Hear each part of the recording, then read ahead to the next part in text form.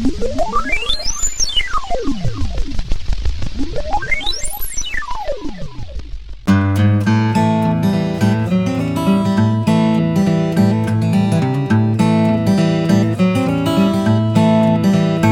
this is Mark L. Trains from 187 HO Scale Modelers Guild.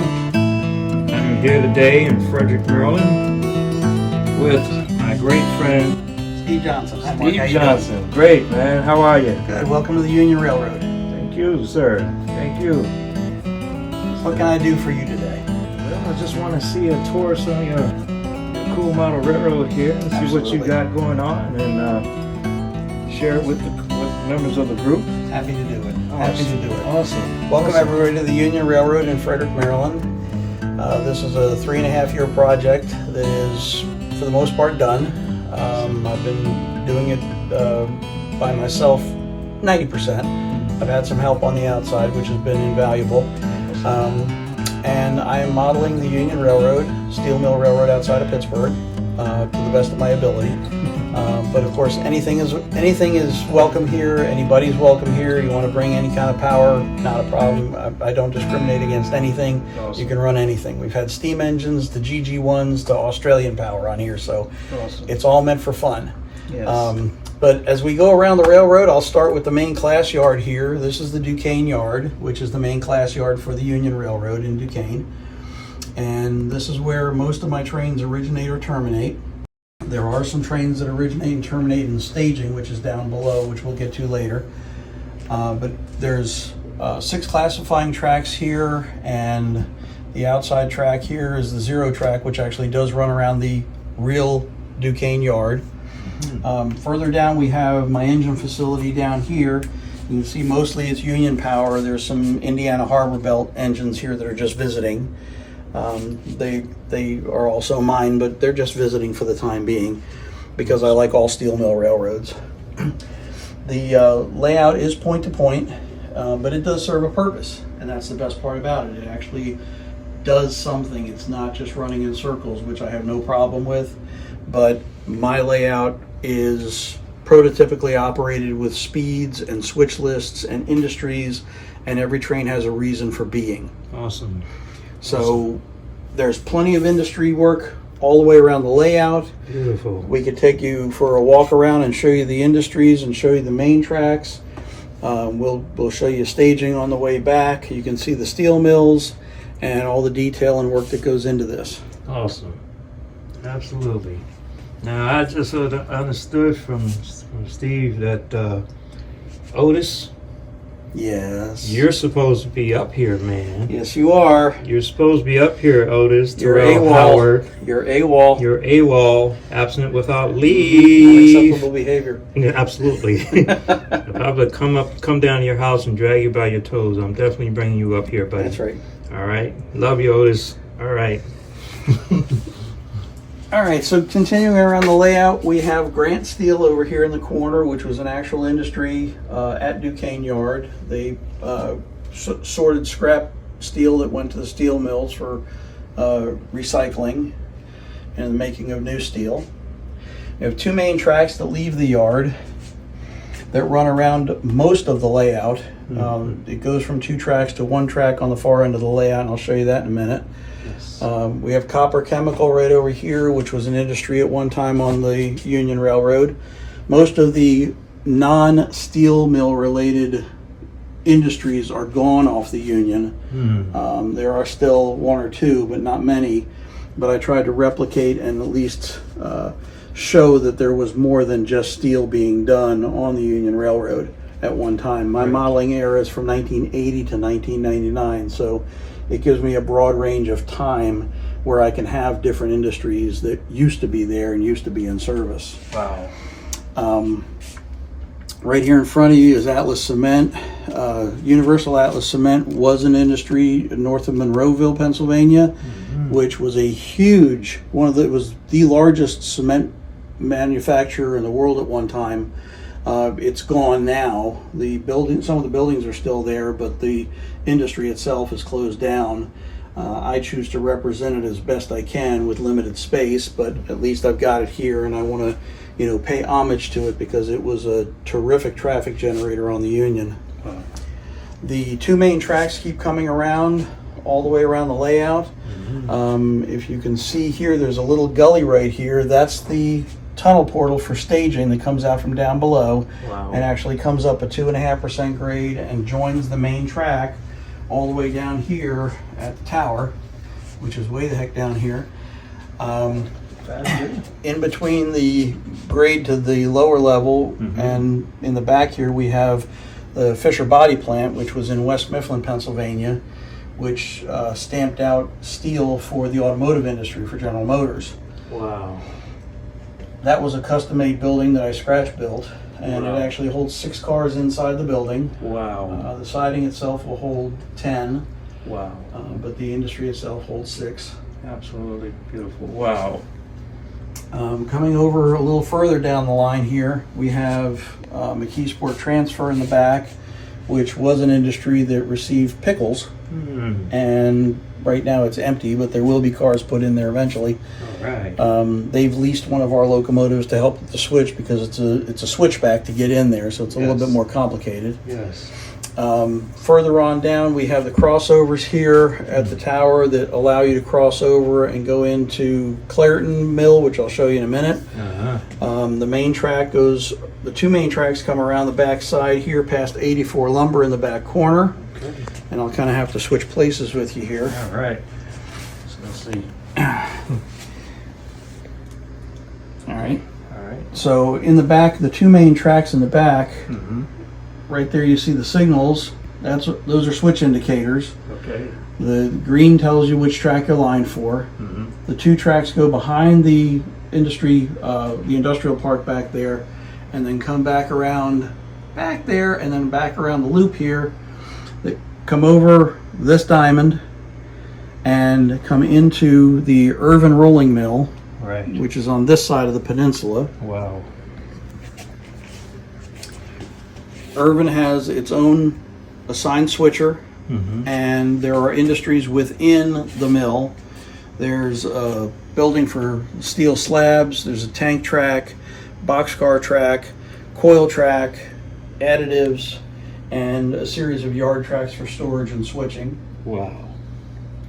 Absolutely gorgeous. Wow. There's lots of switching. This is all switching, honestly. When you come back here for the inner track that comes off the main, the other track that goes across the diamond goes over to the Claritin mill, which is a coke mill. It's the largest coke mill in the world. Right. And we'll get over to that side here in just a second, and you get to see all the industries that are in there. Again, all switching.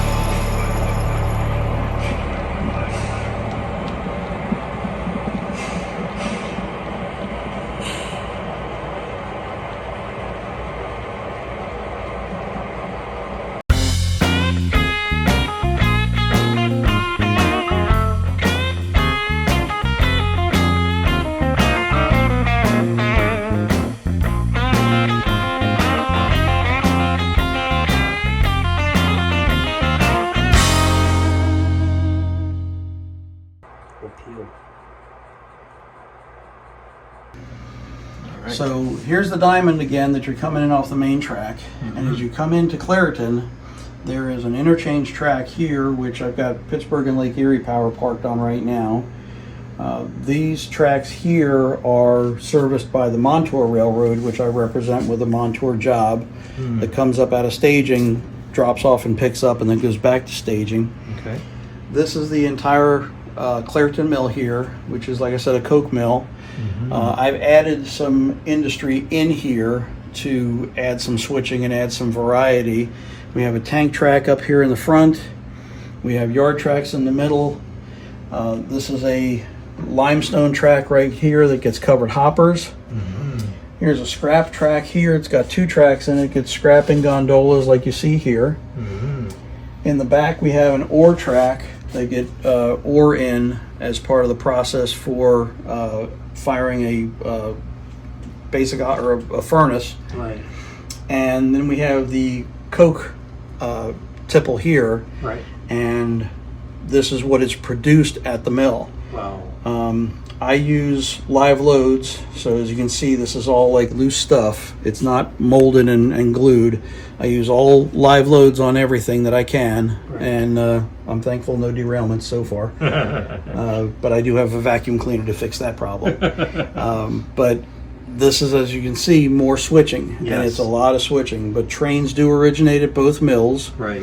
and they run to Duquesne, where they drop off and pick up, and then they run back to their respective mills, and then they do more switching based on their switch list that they get. Okay. And the software that I use is Ship It software from Albion, which is great switching software to make switch lists for you. Okay. Works on any kind of layout. The lower level, which is down here below Duquesne, this is my representation of West Mifflin Yard. This is all staging, but there are 3 trains that originate out of here. And there is a train that originates in Duquesne, comes down here to West Mifflin to staging, drops off a block of cars, picks up a block of cars, and then goes back up to the upper level and switches more industries. So it can be a very, very busy railroad. Wow. On average, when we have an operating session here, it's usually 3 to 4 people. And even if they're experienced and they've been here and run many times, it's still 5, 6, 7 hours of running to get Beautiful. the entire operating session done. Beautiful. So it's a lot of fun. We have a great time, and everybody's happy when they leave. Beautiful. They've had a good experience, and we all end up laughing and having a great time. Awesome.